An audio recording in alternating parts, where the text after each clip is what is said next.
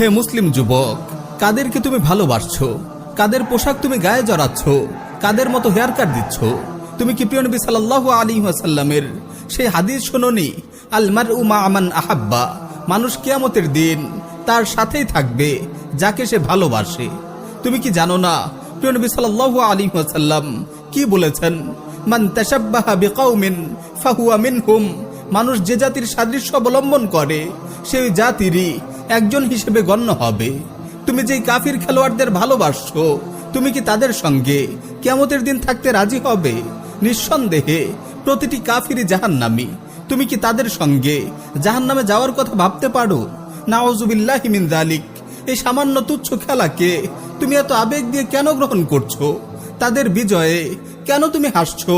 তাদের পরাজয়ে কেন তুমি কাঁদছো? কেন তুমি তাদের সাদৃশ্য অবলম্বন করছো, তাদের মতো চুল কাটছো?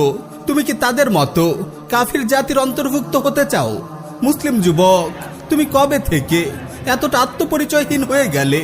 তুমি কবে থেকে এতটা আত্মমর্যাদাহীন হয়ে গেলে?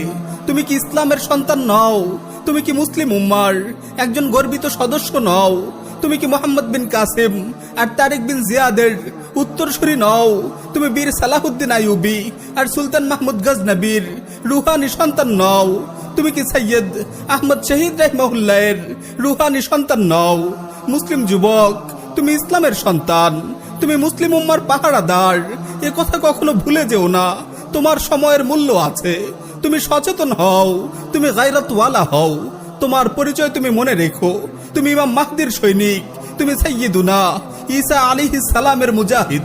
ফুটবলের এই দাজ্জালি আয়োজন তোমার জন্য নয়।